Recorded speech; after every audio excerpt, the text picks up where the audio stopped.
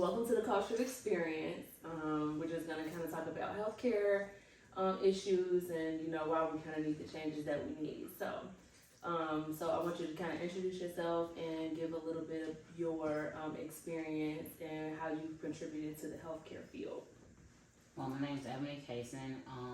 I've been in the medical field ever since 2008. I started off as an STNA at a nursing home where I got injured within the first year because we didn't have enough staff and they mandated me to stay overnight, and the co-workers wouldn't help me, and I ended up lifting a 250-pound man and pulling the muscle in my back and was out of work for a month. But I continued to do that because I was in school and I had to support myself. But I continued to be an STNA for several years. Then I ended up at Regency Hospital, which is an LTAC hospital, and they had a lot of trach patients. And I stayed there for 3 years, and then I also went to nursing school for my LPN.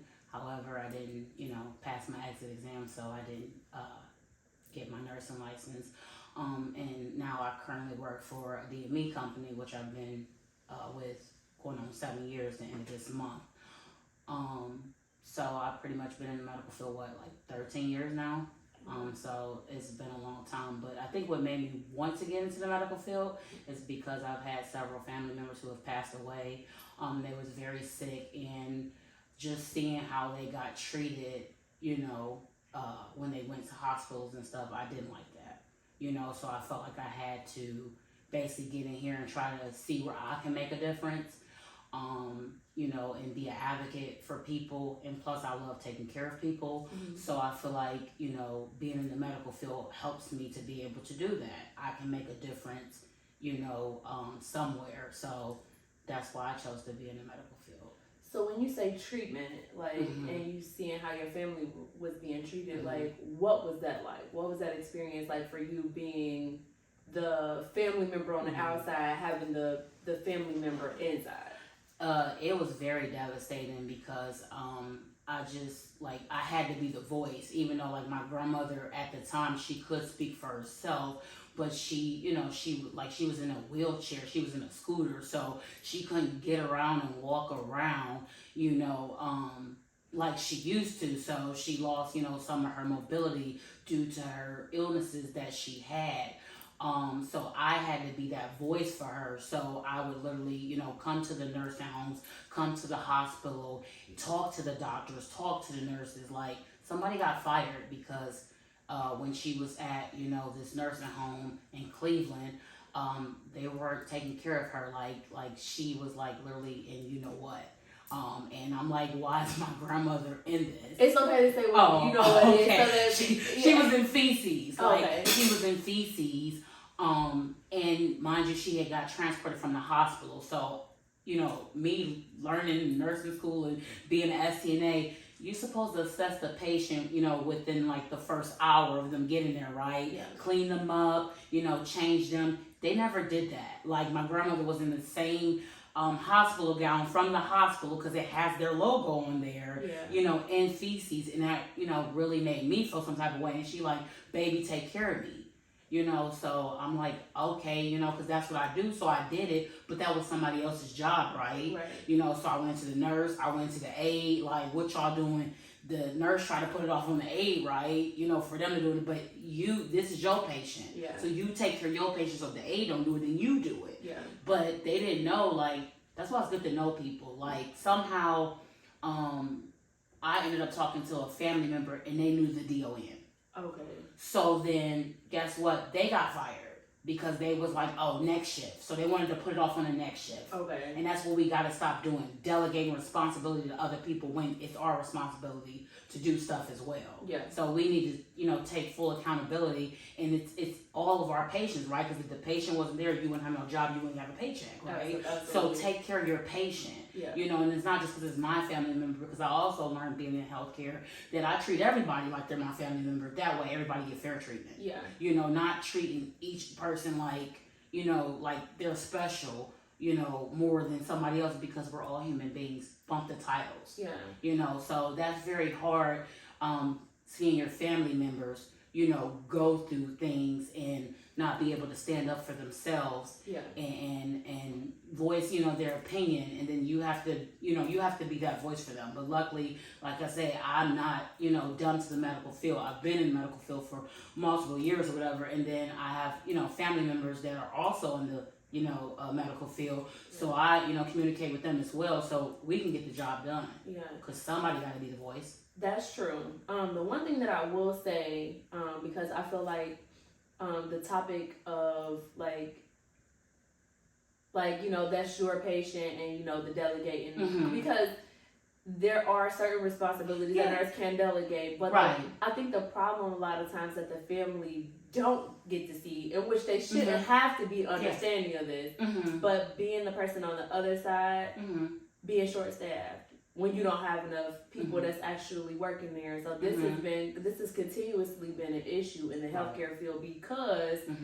management don't care to provide us with enough people, but it's like they want to when you didn't do X, Y, Z, and it's like, but you didn't even provide me enough people to be able to get around to your grandmother, and it just so happened that when you was in there, maybe I was maybe it was time for me to get around to her, or maybe they dumped a whole bunch of other stuff on me and they're treating me like I'm a robot. Right. You know what I mean? And I've seen that too. Yes. Like I said, again, I've been an STNA for several years, so I've seen where the nurses literally, like they have to pass those pills. Yeah. And take those blood pressures. So I get that. And guess what? I'm right there assisting those nurses as well to try to make their job, easier so that they can take care of that, because I can't do that for them. Yeah.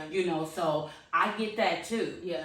But then I also see nurses just sitting behind that nurses station, right? Yeah. On their phone texting. Yeah. Or fake charting. Yeah. When you could be doing this. Yeah. So I get that too. Like, I look at it from all different spectrums, but also don't sit there and make the comment, oh, well, next shift can do it. No, because it happened on this shift. Right. So somebody should have been trying to address it. Maybe you could have sent another aide, or maybe 2 aides can teamed up or something. Yeah. But that ain't the first time that happened, and I've seen it happen more than once. Okay. So when it becomes repetitive, that's a problem for me. But I get exactly what you're saying, and I've seen that. Yeah. I've seen the nurses be shorthanded. My auntie, she's a nurse practitioner now, but when she was doing bedside nursing, guess what? She had to do her own patient care. Yeah. And she got it done. She was overwhelmed and stressed and, passed the pills, but like everybody loved her because they like, you're the best, but that's because she do that extra stuff. I got another auntie where she was saying, I ain't doing none of that. So she ain't doing no patient care. Yeah. And I don't agree with that, because I feel like, just because you're a nurse don't mean that you not supposed to do patient care, but you might have other things that are more priority. So I get that as well. Yeah. So it's like a catch-22. And you know what? Because I actually just recently touched on that part of passing it off to the next shift. So so I just recently spoke on this. Like there was the last place I was working. Right.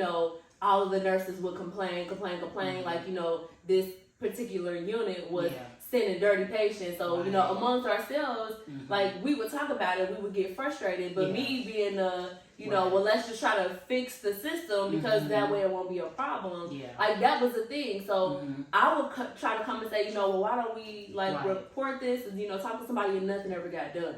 So for me, I'm like, okay, well, if y'all not gonna speak up for y'allselves, I'm gonna speak up for myself. So every single time before a patient will come to me, I will always call the nurse, that's sending the patient. Hey, can this patient get up? Can this patient walk? Have you checked on this patient? You know what I mean? And a lot of times they'll lie. Yeah. And say, oh no, this patient can walk, and lo and behold, this patient has a below the knee amputation. And it's like, you didn't tell me that this patient had a peg tube, or or that you were supposed to start heparin. You know what I mean, on the patient, but it's like, when I would try to speak up, like, I became the problem. So I can't say anything to you about delaying the care of the patient.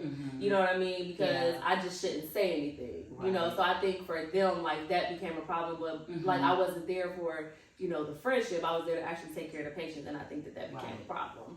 So it's a lot. So being out of like the nursing home or the hospital, how do you feel about not being in that aspect of the healthcare field? So I really do like taking care of people, so I do kind of like the hands-on, so I miss that interaction. However, again, cost me, like it affected my health. So my back, I have a back injury because of it, where I see the chiropractor on a regular basis. Mm-hmm. So I miss taking care of the people, in the hands-on. However, like I said, I still get to do that with my current role. However, I'm just like on the phone though. So like I talk to the people instead of actually physically doing that. So I still get to, take care of the people, but just not in the physical way. So it helps my body as well too, because my body don't need all that stress and that bending over in your back. You get one life to live, one body. You mess that spine up, it's a wrap. No matter what you try to do, you can't correct it. Yeah. You could just try to mask the problem, to hold you over. So, healthcare is something else. Yeah. It's something else, but it's something, that is going to continue. Right. Yeah. Now, when you injured yourself, how did your employer care for you? What did they do for, if anything? Right. Actually, they just, they cared more about me being the physical body on the floor. So it was like, how bad is your injury? Because we need to know how we need to schedule you, or do we need to schedule somebody else? So it was more so, we need you to work, and what happened to you? Yeah. Like, it was more so that, and are you gonna file workman's comp? Like it was Get over it and get back to work. Exactly. It was more, about the business instead of me. And that really made me upset, because like I said, I was at home for 30 days. I didn't collect no money at first. I had to fill out all these papers for workman's comp. They didn't compensate me what I would have been making, but they did compensate me. They sent me to therapy. They put some tape on me. Like, I guess that's their therapy, but they put some tape. That did not work. Yeah. My back was messed up, and again, my back is still messed up. And like I said, I was seeing a chiropractor literally for several years. I actually just stopped because I relocated. Yeah. But now I go and get massages, which helps tremendously. But it's sad that you get injured from your job and then you're just a number, and they're willing to replace you because it's basically bad for business. It's okay. Okay. It's bad for business. You get what I'm saying? Like that's horrible. Now, you were telling me recently you experienced as the patient aspect of being, in the hospital. What was that treatment like? Just on the patient side of things, having to deal with the nurses and doctors and your pain medication. Like, talk a little bit about that. I'd rather be on the other aspect than being the patient, because I see it's horrible.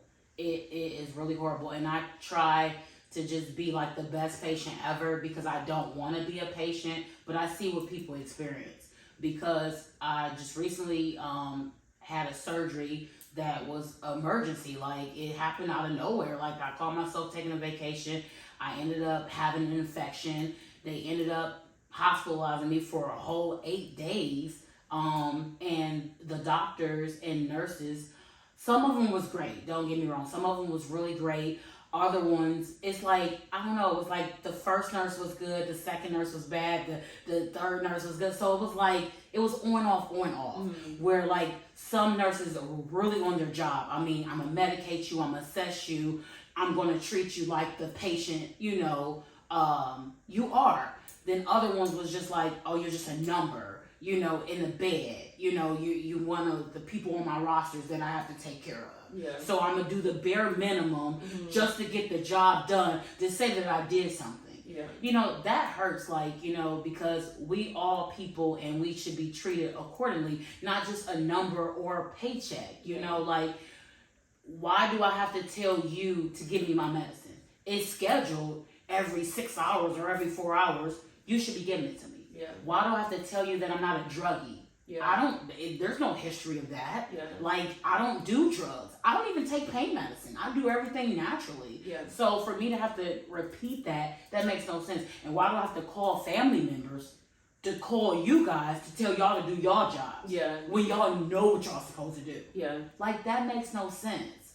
I think I'm split between this, because it's a split thing for me. So, working as a nurse, typically they schedule, so let's say they schedule me 5 patients, and some places I've had as a maximum of 7, right? Wow.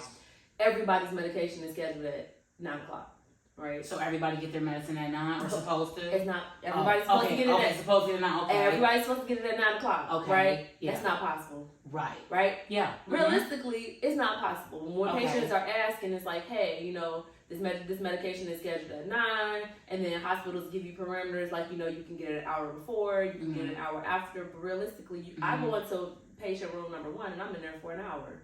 You know what I mean? Oh, wow. A patient might have almost fell on the floor, or might be soaked because the person before didn't clean them, or you know what I mean? A whole list of things, right? Okay. And you're right, and it's like, you know, it's scheduled, but if I'm drowning, I can't get there at that time. Okay, and I get you on that, but then that's where I feel like communication comes in the key. Agreed. Yes. I definitely agree with that, but then on the flip side, I have seen the patient population, and I've seen the patients that I've had to fight for pain medication versus the patients that I haven't. Right. You know, you can clearly see, you know, just for an example, in one night I had an African American female patient who came in who was in so much pain, and I'm sending messages to the doctor like, hey, she's really in a lot of pain, and then I'll get a message back from a resident that says, oh, well, I was given specific instructions by the hospitalist not to give this patient any narcotics, and it's like, but why?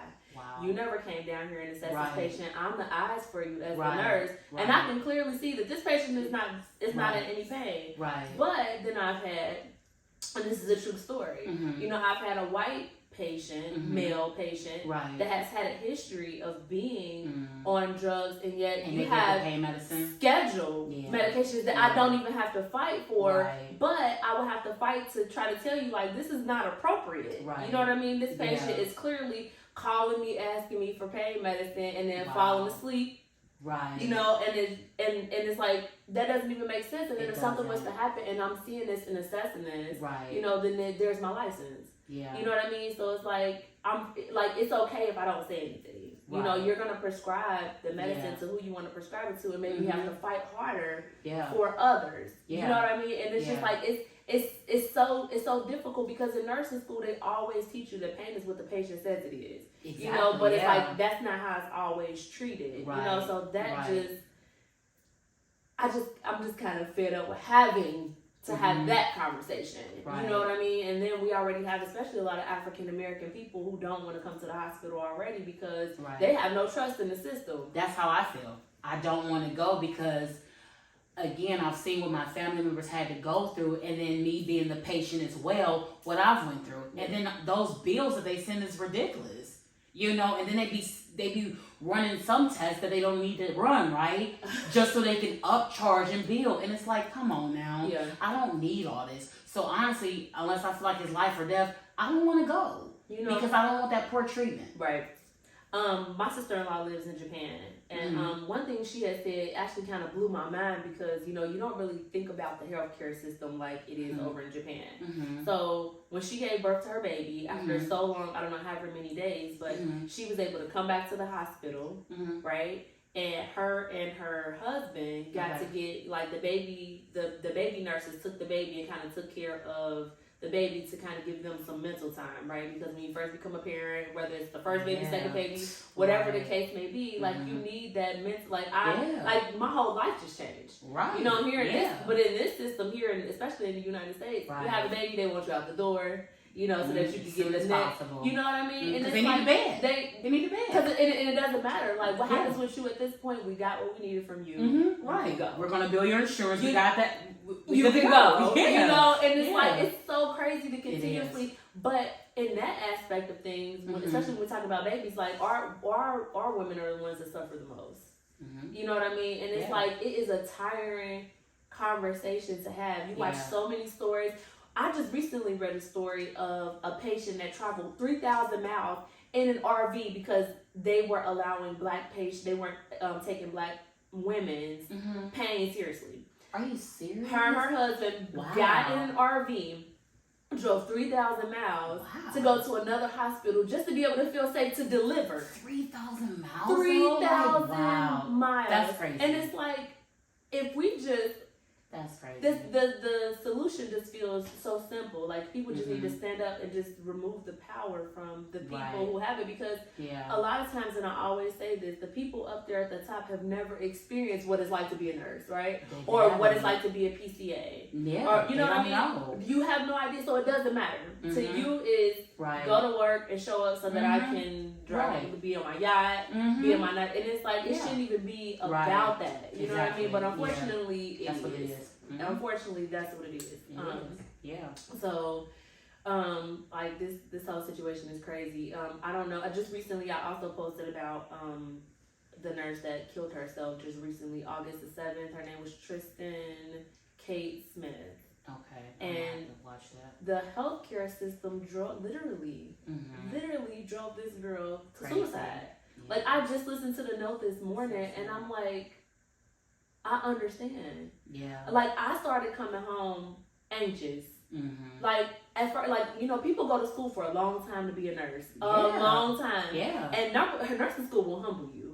It did. Like my 18 months, I was like, wow. I mean, I thought STNA was something, but no, nursing school is totally different. Totally different. And actually, at the end of it, I was like, do I really want to do this? I was like, I don't know. Like, because people's lives are going to be in my hands. And I'm like, I don't think I'm ready for it. So, yeah. But on top of people's lives being in your hands, you know, the people above you are throwing so much more stuff onto your hands. You know what I mean? To where it makes you feel like you're going crazy. Right. Tristan Smith. You know what I mean? And it's like that stuff is so real, and just listening to the letter that she wrote, I can identify with so many things that she said, like those pizza parties. Just pay me, I have bills. Right. You know, like you're doing your donuts and bagels. Yes, like you're doing everything to make sure that I have to come back here and gas card. Gas card. Right.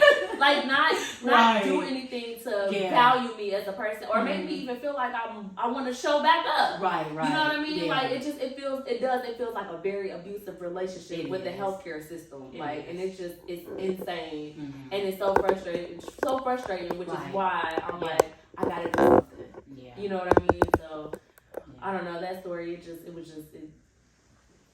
just a sad one for me. It is. And then I just feel so bad because even getting this started, I'm like, had I gotten started sooner, like I really thought to, could I have saved her? You know, for her to feel like she got somebody. You shouldn't put that off on you like that. Yeah, I know, but because I feel like what is meant to be is going to be. So that was divine. Like that was going to happen. I'm sorry that happened to her, but don't put that on you. Yeah. Yeah, but going forward, you can't change a lot of lives and everything. And I think I'm really proud of you for taking a step to do this, and I really believe in your vision and your goal, and I know it's going to be a success. That's why I cannot wait, you know, for all this to just unravel and just, you know, come to the forefront, because we need this. We need it. And the thing is I have to make sure, because I speak a lot about African American people, because we are the ones that are affected a lot of the time. Yeah. We are the ones who suffer silently, but together so many times, and it's like, you know, but we don't feel like we got anybody that we can talk to, because all the people at the top all look the same. You know what I mean? So it's like, you know, we gotta watch that, and now we have to bring different mindsets together to make it work, because, you know, the people at the top, you don't only take care of white people. Right. You don't. Right. Your standards can't just be exactly for only whites. Like that's slavery thinking, and that's what working in healthcare feels like. It does. You know what I mean? It feels like slavery, even though we weren't technically in those times, but we know about it. Yeah, of course. You know what I mean? We know about it, and we know how you treat us. Exactly. You know, so it's like we have to that's and nobody's really trying to pull the race card, but you can see it. Like you said, the white man had the issues, the black woman didn't, but yet she didn't have the pain medicine. That doesn't make sense. Yeah, it doesn't. Like, come on, that's not right. It doesn't, but you'd be the problem if you were the one reporting. Exactly. So they want you to be quiet, but we cannot be quiet. Because how can I change? Exactly. So somebody got to be the voice. Somebody got to be the reason. Somebody got to take the forefront. So. Yeah. And then imagine, sending your child into that. Oh, no. Right? Oh, no. You know what I mean? Whether you're Asian, Hispanic, Japanese, African American, white, whatever, we all love, the love is not different. Yeah. Like, I don't love my child less because, you know, they're like, I think if we can try to get away with like that thinking, and we need new minds. Yeah, you know what I mean? We need minds to build a better healthcare system, because like I said, they just don't. What's being done doesn't work. It's not. Like this system it just doesn't. It's not. It's gonna fail. It's already failing. Right, but it's really like it's out of hand. Yeah, it is. It is. It's completely out of hand. So, when you were working in healthcare, even now, you know, what does the people look at the top look like? What do you see? There's not too many African Americans. And then not trying to be funny, the African Americans that are up there, they kind of resemble the other people. You know, whether they be married to them or talk like them or whatever, or even try to like look like them. Yeah.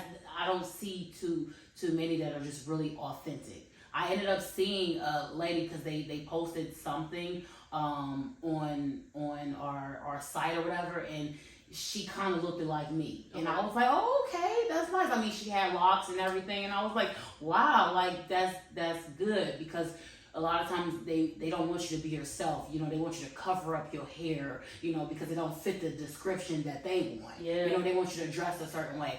I'm not fitting in those boxes for nobody. But you know how many of us feel like that? A lot. We talk about it. Right. You know what I mean? Like, it's a conversation. We don't fit the description. You'll tell me that I have to change my hair because it's not natural. Right. But then, you know, Susie just walked in here with green hair. Yeah, and that's okay. And it's fine. The girl had rainbow hair and it was cool. Yeah. But yet the girl had like locks and stuff, and it was like, yeah. The rules like, are different. Right. And it was like, what the heck? But I found myself, I didn't have locks at first when I started the company, but I did wear wigs from time to time. So I remember wearing the wig or whatever, but then I saw an article of a lady who had locks, right? And she went for an interview, and I believe her name was like, they thought she was a white person. The way she talked, it was like a white person, right? So she came in the interview with the wig, right? But she had locks. Mind you, she nailed the interview. But then when she came to work, she took that wig off and wore a lock. Right. Me personally, I would have went with the locks. Yeah. Because I'm not about to change myself for nobody. If I get it, I get it. If I don't, I don't. But that's programming. And you know what? That brings me to a conversation. So I was having this conversation with my father-in-law. Okay. And he was telling me, like, you know, where he used to work, you know, he was so good at his job. You know, he was so good. Right. And when it came time for his raise, you know, his boss told him, you know, you're doing so good, you're doing really good, but you're not approachable. Okay. And it's like, well, what does that mean? Because I'm like, has anybody actually tried to approach you? Nobody really tried to approach you. You know, so, you know, they wanted to tell him, you got to do X, Y, Z, and, you know, and he's like, you know, as soon as I started doing X, Y, Z, boom, I got the raise. And I'm like, it's that thinking that you have right there that keeps us stuck in the slave mentality. Because had you been somebody else, had you been another race, nobody would have said anything to you. And then getting that raise, you would have just got it. Right. But if you pass on that mentality that you gotta, you gotta wear your haircut, you gotta, you know, you gotta have a collar shirt, and you gotta do X, Y, Z, and it's like, but they get to be their authentic selves, right? Their microaggressions and everything that they do to us, they get to do that, and we don't get to say anything for that. But we're gonna teach our kids that you gotta come with your haircut, and you know you gotta be a certain type of way when the rules don't apply. Yeah. I'm like, if you were doing awesome and excellent at your job, you should get the raise just because you are doing awesome and excellent at your job. It's about productivity, right? That's it. It ain't about approachability, it's about productivity. That's it. But if you haven't tried to actually approach me, but you look at me and it's like you'll do anything to make sure that I don't have. You know what I mean? And it's like we cannot, if we keep that mindset like that, we'll never progress. It'll never be better for our kids because we teach them that their behavior is fine. You know, and it's okay because this is just the world. And it's like, no, but the world needs to change. Oh, definitely. You know what I mean? Like, we need some type of disruption in this system for you to understand that you have to respect me just the same way as I have to respect you. And period, point blank. Right. You know what I mean? It doesn't matter the race. It does not. Or religion. None of that. As long as I'm respectful, or if you approach me and you ask me a question and I'm, you know what I mean, like it's just a perfect. This is the interaction. You're here for the same reasons I'm here. Right. You got bills to pay the same way I have bills to pay. You know what I mean? Like that's it. Yeah. You know, but it's so frustrating because it's like any little way that you could pick, you will do that. You know, you're gonna do it, and it's like, but we know when you're doing it. Exactly. Like we know it. Right. You know, but I think you allow that intimidation. You feel like you're intimidated. I think that's the problem with me is that I'm not really intimidated because I see you. Me either, and. Like I said, again, I don't care about titles. I've talked to my manager, I've talked to my supervisor, and I've even told them, like, look, I didn't come here to make friends. Yeah. I come here to do a job, and I do that, and I do it well. Absolutely. I give 100% every day. And no matter what I got going around, because I got some stuff going on, I leave it at the door.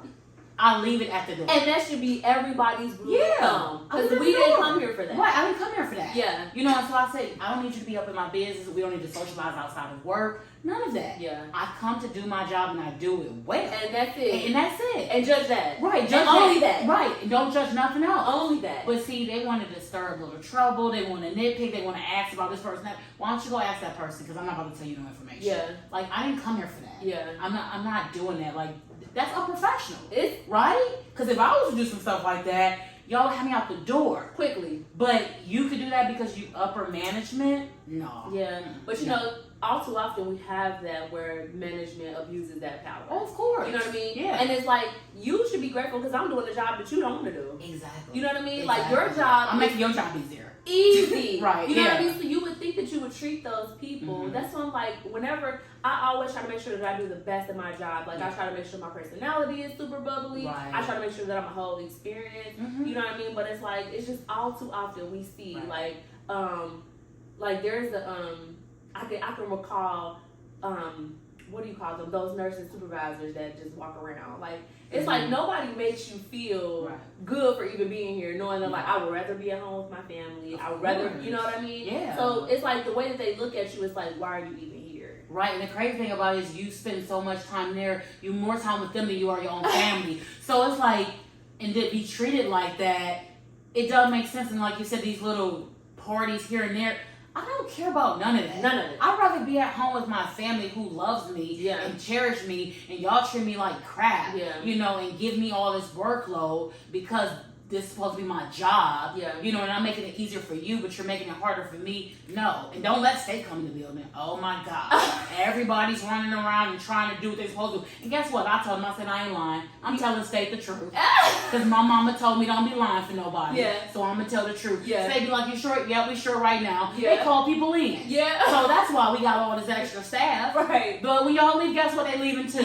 Because your magnet status isn't really magnet. It isn't really, honestly, because we know the date that they come in, the roundabout time, the things that you need to do. And it's like I'm looking at, and then it's so crazy because it's like you want people to be this for you, but you want to still treat me like crap in the midst of want me to wipe down walls or make sure nothing is sitting right here or make, like, take everybody to the dining room, but everybody don't be going to the dining room. Well, y'all need those 12 people in bed. Don't you want me to just fix them up, put the bed on? No, take them to the dining room. But why? Why are we changing now? Right. It's always the right time. If we don't have that change, why don't we be consistent? Why don't we be consistent? Be consistent. Now they want you to be your best self around that time. No. See, I'm not about inconsistency. I'm about consistency. So let's do this all the time. Not just because, this look good for paper, like pen and paper. You don't want to get citated. No. It's insane. And then it's so crazy because then you'll have like charge nurses that'll tell you to do stuff. And like this on my part, and it's like, I get a report from you and you didn't even do that. Right. Like, this is what the leadership looks like. You know what I mean? Like, you're not even, you don't even fulfill what it is that you're telling somebody else to do.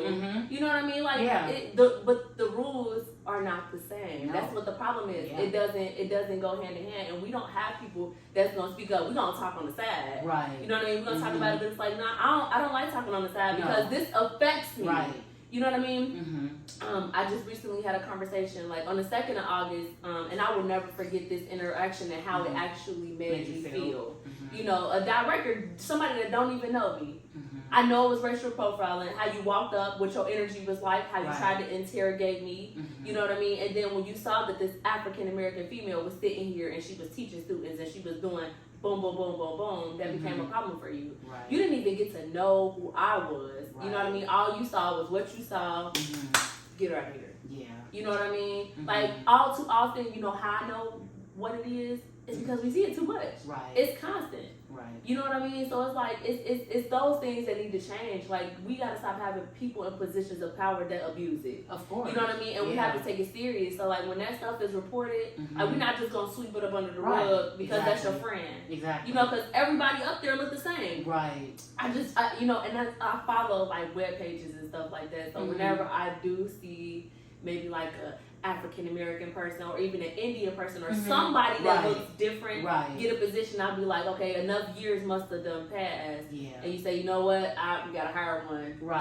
You know what I mean? We gotta get one of them in so we look like we're as diverse. And I was just going to say, what about the company? Is like, oh, you gotta have like at least 2 black. You know, you gotta have 2. Why is it that you gotta meet that quota? Like, why can't they good for it? They have the qualities for it, so they get it. You're qualified. Why not that? Oh no, I have to have at least 2 black people, so I'm going to make them, fill the shoes. That's not fair. But they don't even realize how obvious it is because we all see it. Right. Like, so when it's like, welcome, such and such, I'm like, oh, it must have been time. Right. Like, it must have been time to hire one because it's not one, we don't see it. Where my dad at, there's only like 2 of them. 2 of them are like African American, and they met, and there's maybe a few other, races or whatever. But his boss, the position he got now, his boss told him that because you've been at this job so long, that's why you get it. But the other guy used to be a supervisor or something like that. She said, I wanted him to have a job. She told him that. And she told him, she said, you're close to retirement. Why do you want to get another badge? Why don't you just turn your badge and retire? How dare you say something like that? Not because I earned it. Right, he earned that. Not because I earned it. But you like, no, this other man, I want him to have it. How do you tell somebody something like that? And I told my dad, I said, you know what? We're going to rebuke all that. You deserve that job, and you're going to have that job. But what I will say is the one thing that I would appreciate from that boss saying that to him is that ugly presented itself like head on. Yeah. For us, what they do is, we're going to interview you. Right. We know you're not going to get the job. Exactly, yeah. We're going to interview you. Right. You're going to go through the process. Yeah. We're going to make you think that you really do, like you honestly got a chance to hear this. Exactly. You went to school all these years, done studied, then became an expert in your field. Exactly. Thinking that you got something that you wholeheartedly wanted. Right. I will never forget this. I was working for a company and I had given them before I left, I gave them 15 years of my time. I moved through, and what I really wanted to do, I just knew that I was going to get that job. Right. I had a 5-minute interview. Wow. At the time, they had just hired a new manager.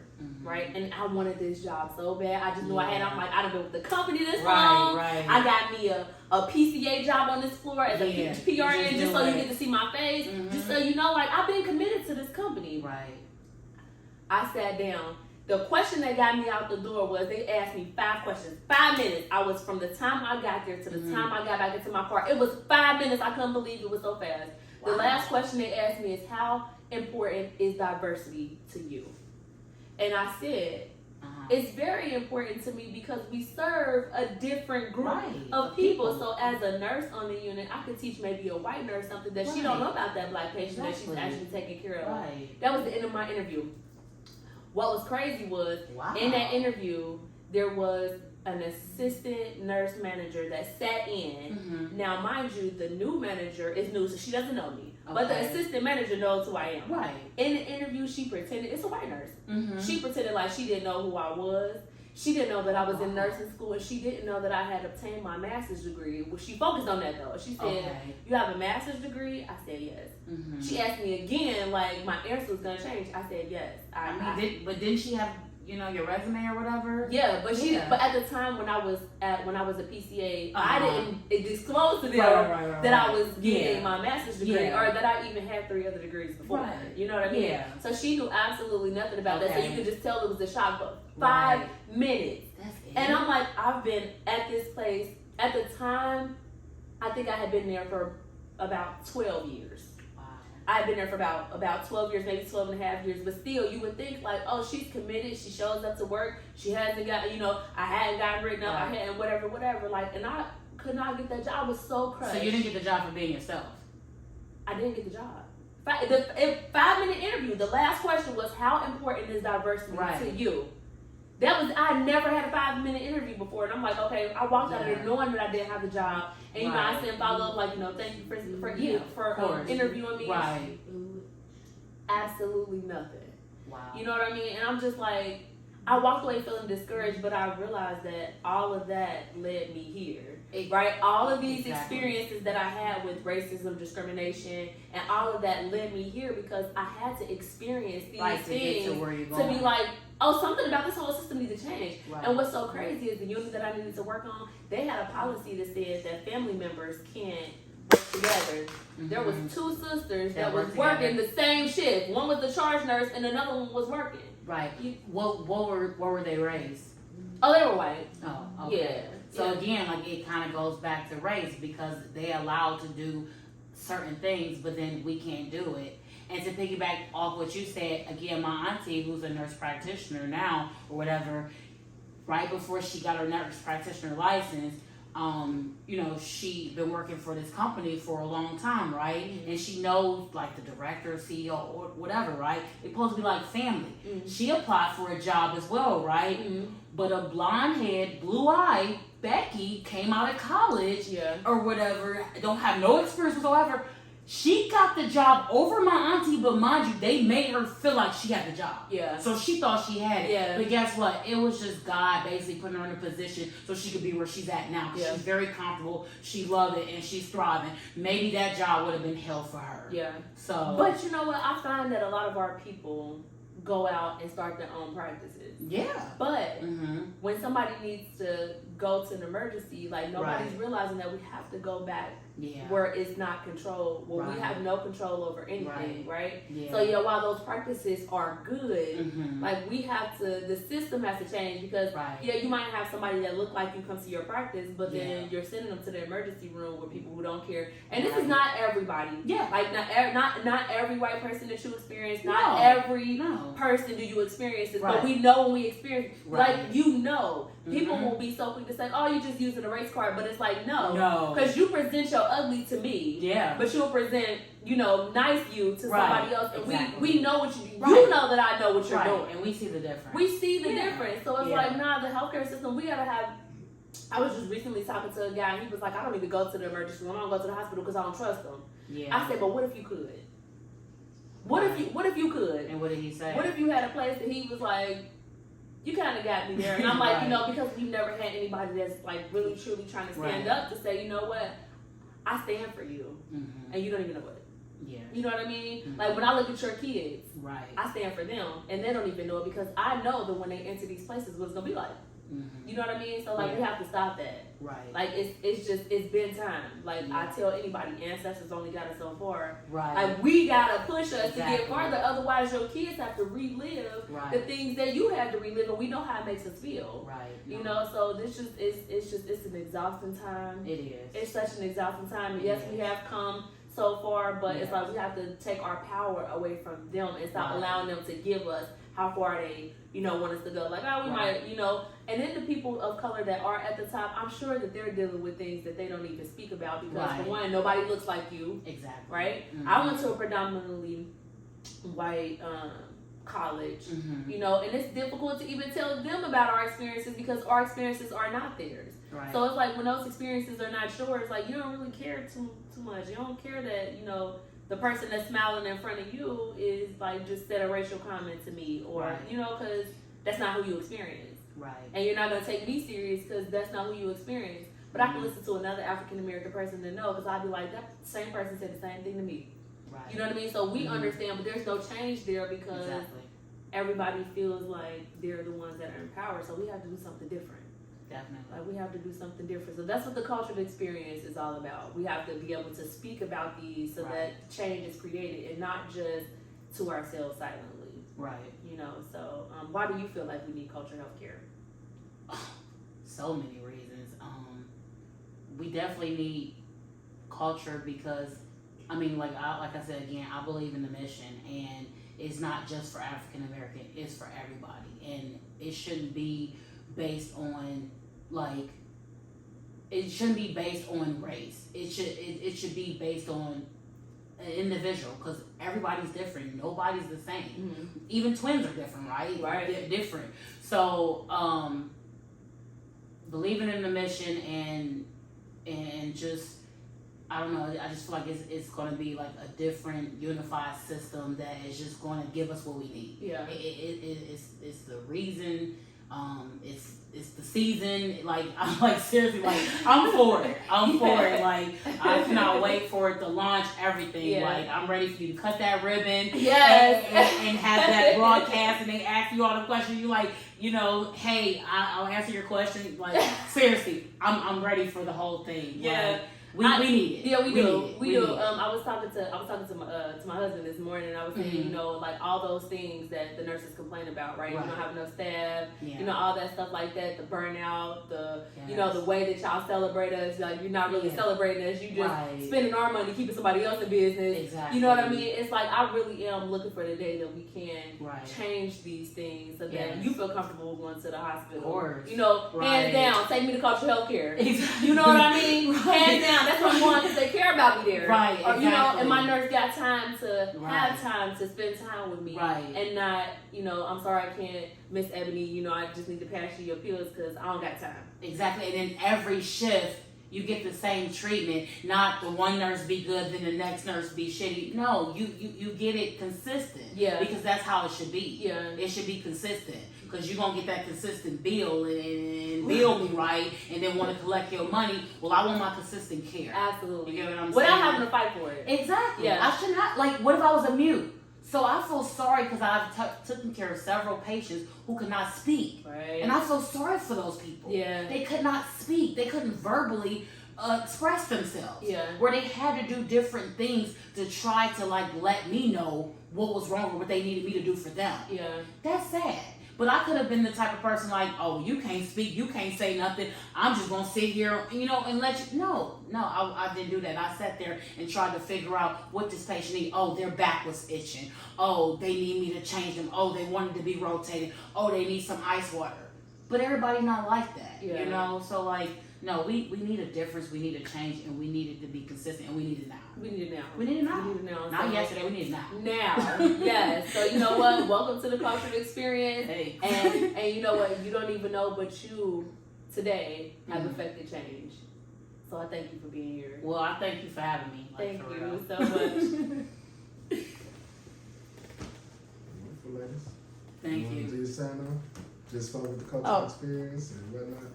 Sorry, Did it I'm trying to change? do this.